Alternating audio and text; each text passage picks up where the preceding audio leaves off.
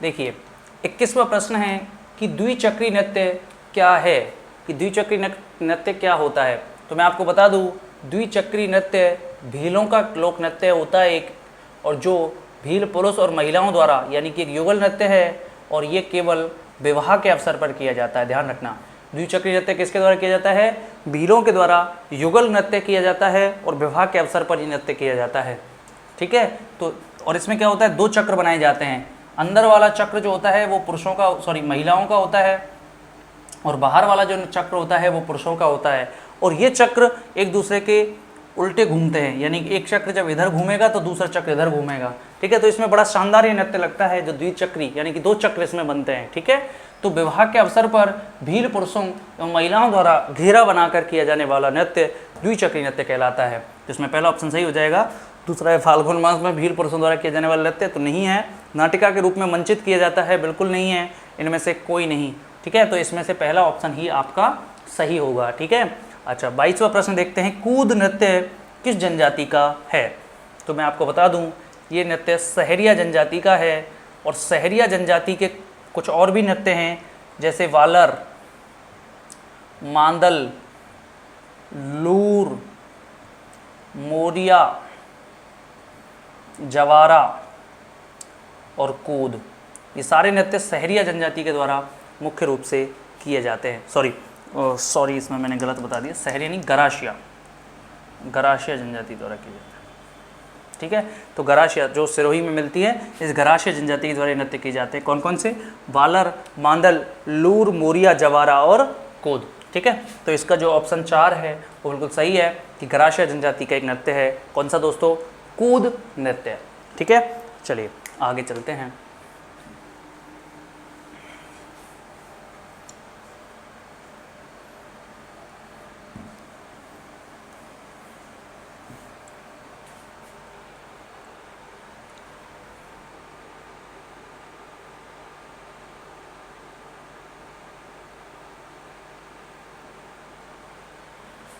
तेईसवां प्रश्न है कि गराशिया जनजाति से संबंधित नृत्य शैली है, कि गरासियों का कौन सा नृत्य है। तो अभी मैंने आपको बताए थे गराशियों के नृत्य कौन कौन से हैं, वालर, जवारा, मोरिया, कूद, लूर।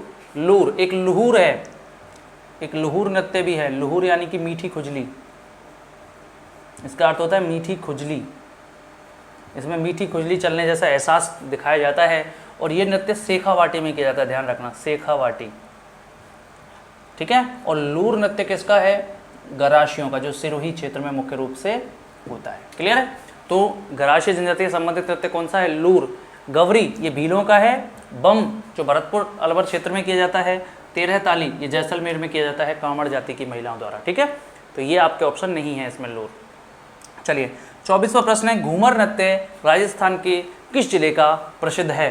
तो घूमर नृत्य वैसे तो पूरे राजस्थान में ही किया जाता है, लेकिन पूरे राजस्थान में भी जयपुर जिले का जो घूमर है वो सबसे ज़्यादा प्रसिद्ध है। यानी कि घूमर कहाँ का प्रसिद्ध है? जयपुर जिले का।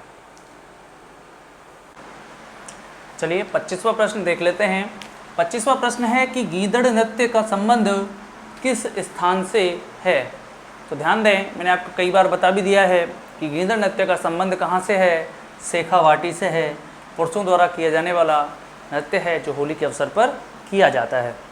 उसके बाद अगला प्रश्न देखते हैं।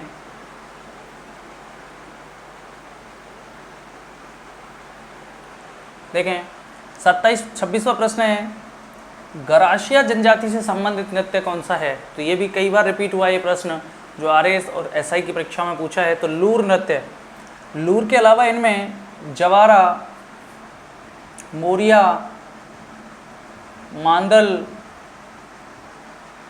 कूद, लूर और वालर ये गराशियों के अन्य नृत्य हैं। आप इनको नोट कर लीजिए, ये अन्य नृत्य इनके होते हैं। ठीक है, 27वां प्रश्न है, राजस्थान का कौन सा नाट्य मेरू नाट्य के नाम से भी जाना जाता है। तो ऐसा कौन सा नाट्य है जो राजस्थान का मेरू नाट्य कहलाता है। तो दोस्तों ऐसा नाट्य कौन सा है? तो ऐसा है गवरी।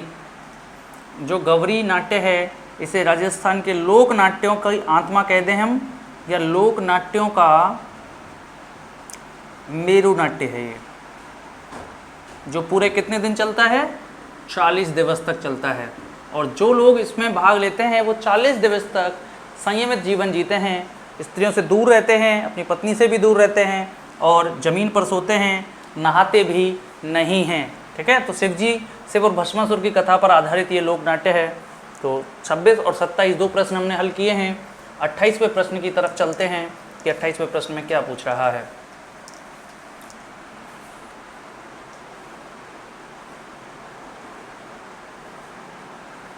देखें, 28वां प्रश्न है कि निम्न से कौन सा लोक नृत्य होली पर नहीं किया जाता। तो दोस्तों, गैर नृत्य, नेजा नृत्य भी भीलों का ध्यान रखना, भील, ये भी भील और चंग शेखावाटी, ये तीनों नृत्य जो हैं वो होली के अवसर पर किए जाते हैं। लेकिन जो पणिहारी नृत्य है ये होली के अवसर पर नहीं किया जाता।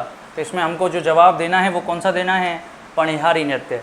ठीक है, तो निम्न में से कौन सा नृत्य लोक नृत्य होली पर नहीं किया जाता, तो वो है पणिहारी नृत्य जो होली पर नहीं किया जाता है।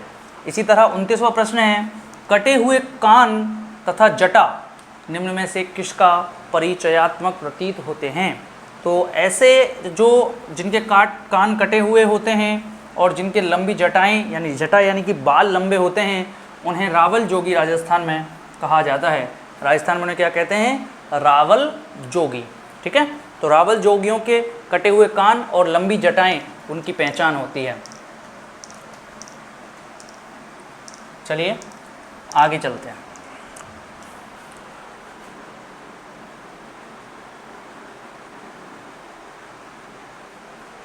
तीसरा प्रश्न है कि निम्नलिखित में से कौन सी गायकी लोक गायकी की श्रेणी में सम्मिलित नहीं है। तो मैं आपको बता दूं, लोक गायकी की जो शैली है या लोक गायकी की जो श्रेणियां हैं उसमें मांड गायकी, ध्रुपद गायकी, ठीक है, ये सारे उसमें शामिल होते हैं। लंगा गायकी, मांगणियार गायकी, तो ऐसे बहुत सारी गायकी हैं। लेकिन जो 12 मासा है ये लोक गायन शैली में शामिल नहीं है, तो लोक गायकी की श्रेणी में सम्मिलित नहीं है। तो ऐसा कौन सा जवाब है, हमें जवाब देना है 12 मासा। इसके बाद जो अगला प्रश्न है वो है, राजस्थान के किस शहर में विश्व संगीत उत्सव का आयोजन 2018 में किया गया। किसका, विश्व संगीत उत्सव का आयोजन 2018 में किया गया। तो दोस्तों वो शहर था राजस्थान में झीलों की नगरी, city of mountain and fountain, mountain and fountain. अगर आपसे पूछे city of mountain and fountain कौन सा है तो उदयपुर। ठीक है, अलवर राजस्थान का सिंहद्वार, जयपुर गुलाबी नगर, कोटा शैक्षिक नगरी राजस्थान की। ठीक है, राजस्थान का कानपुर कह दो इसे आप, शिक्षा के क्षेत्र में अग्रणी होने के कारण इसे कानपुर कहा जाता है। उदयपुर को पूर्व का वेनिस कहा जाता है, पूर्व का वेनिस। तो ये सारे इनके उपनाम हैं। चलिए 31 प्रश्न हमने हल किए हैं। अब चलते हैं 32वें प्रश्न की ओर कि 32वां प्रश्न हमसे क्या पूछ रहा है। देखें,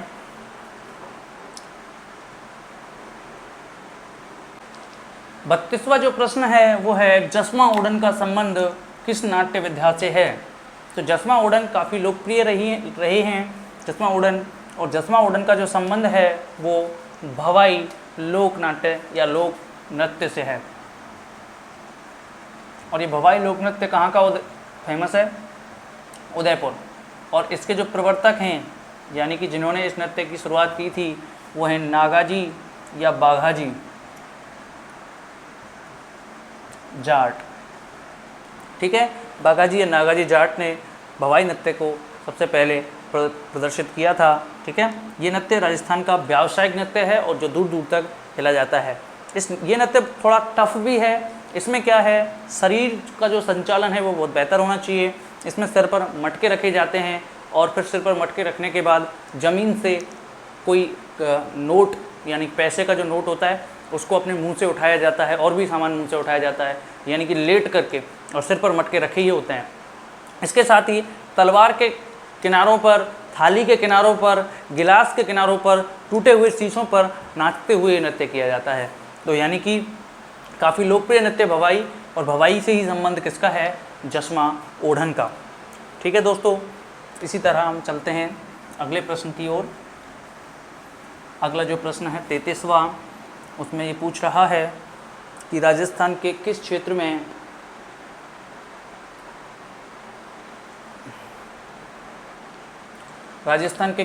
में रम्मत नाट्य का उद्भव हुआ। तो रम्मत नाट्य का जो उद्भव था वो राजस्थान के किस क्षेत्र में हुआ है। ठीक है, यांत्रिक डिग्री परीक्षा 2016 में, ये मैकेनिकल डिग्री परीक्षा जो है उसमें पूछा गया 2016 में। तो आपको पता है रम्मत नाट्य, तो रम्मत क्या है तो मैं आपको बता दूं, रम्मत एक लोक नाट्य है जो करंट अफेयर्स यानी कि सामाजिक मुद्दों पर, सामाजिक और समसामयिक मुद्दों पर मुख्य रूप से आयोजित होता है। और इनको जो प्रसिद्धि दिलाई वो दिलाई तेज कवि ने, तेज कवि जो जैसलमेर से संबंध रखते हैं। और इन्होंने अपनी एक पुस्तक लिखी थी स्वतंत्र बावनी, जो इन्होंने सबसे पहली प्रति जो है गांधी जी को भेंट की थी। स्वतंत्र बावनी इनकी प्रथम प्रसिद्ध पुस्तक है। ठीक है, तो तेज कवि ने इनको प्रसिद्धि दिलाई जो जैसलमेर से संबंधित थे। तो ये जो रम्मत है मुख्यतः जैसलमेर और बीकानेर क्षेत्र में खेली जाती हैं। और रम्मत जो होती हैं इनके लिए लकड़ी के पाटा जो हैं उनका एक ऊंचा मंच बनाया जाता है जिस पर ये खेली जाती हैं, इसलिए इसे पाटा संस्कृति भी कहते हैं, पाटा संस्कृति। तो पाटा संस्कृति किसे कहते हैं, तो रम्मत लोकनाट्य को कहा जाता है। ठीक है दोस्तों, इसी तरह आगे की तरफ चलते हैं। 34वां प्रश्न हम देखते हैं।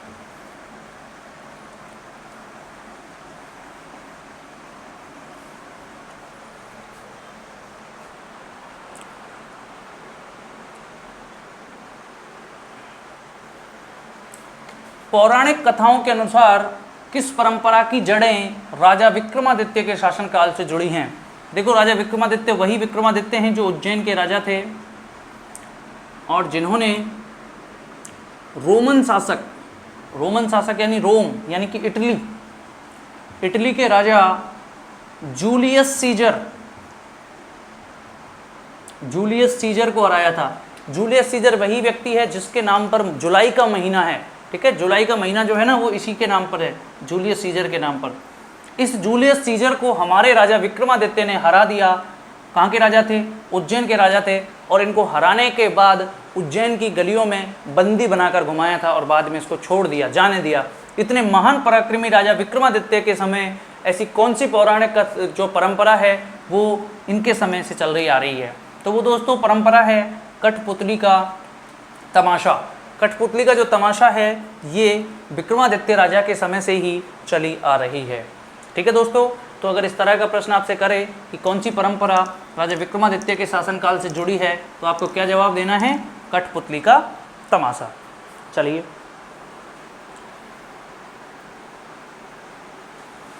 अगला प्रश्न है 35वां कि रम्मत है, रम्मत क्या है। तो अभी मैंने आपको बताया था ये एक प्रकार का क्या है, लोक नाट्य है रम्मत। ठीक है, ना कि वाद्यंत्र, ना कि लोक नृत्य, ना कि गायन शैली। क्लियर है, तो रम्मत क्या है, एक लोक नाट्य जो जैसलमेर बीकानेर क्षेत्र में खेली जाती है। इसी तरह 36वां प्रश्न है कि राजस्थान के भवाई नाट्य के जन्मदाता थे, कि भवाई नाट्य की शुरुआत किसने की थी। तो मैंने आपको बता चुका हूँ कि भवाई नाट्य की जो शुरुआत की थी वो बाघाजी या नागाजी जाट ने शुरू किया था इस नृत्य को। तो ठीक है, जो कहाँ खेला होता है मुख्य रूप से उदयपुर में मुख्य रूप से ये नृत्य आयोजित होता है। यानी कि मैं कह सकता हूँ कि उदयपुर जो है वो भवाई लोक नृत्य के लिए प्रसिद्ध है। अगला जो प्रश्न है 37वां, थांकना शैली का संबंध है। तो थांकना शैली का संबंध किस नृत्य से है, तो आपको पता है ढोल नृत्य से। पहले भी मैंने बताया है इसके बारे में। ढोल नृत्य में जो मुखिया होता है, जो लीड इनको करता है इस नृत्य में, वो थांकना शैली में ढोल बजाता है।